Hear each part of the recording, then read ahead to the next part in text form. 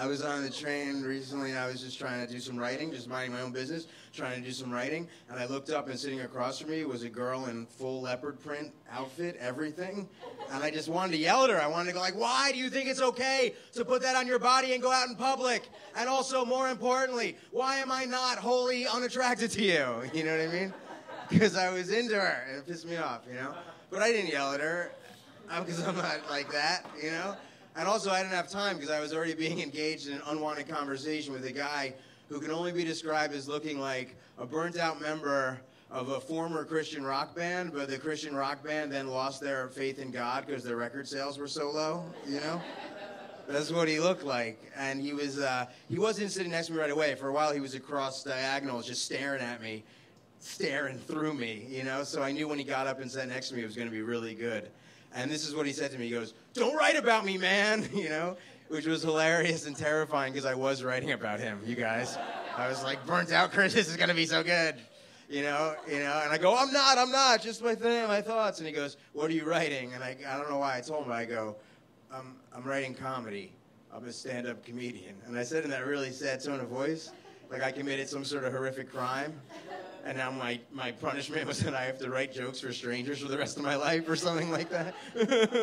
Maybe they'll like this, you know. And then he goes, comedian. I know all the great comedians: Ray Romano, David Spade, John Lovitz.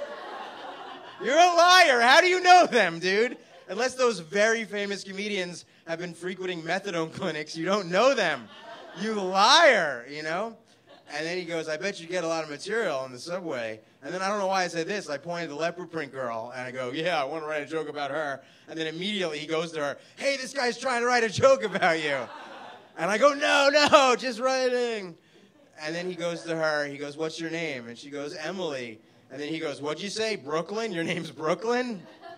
He really misheard that, you guys.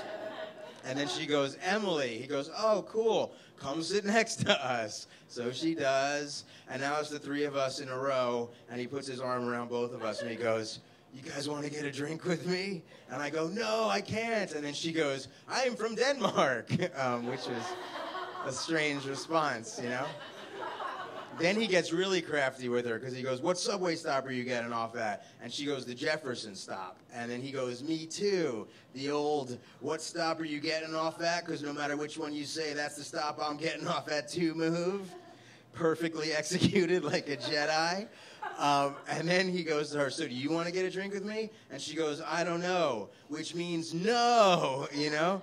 And then they got off the subway, you know? And now I can only imagine that there's a dead girl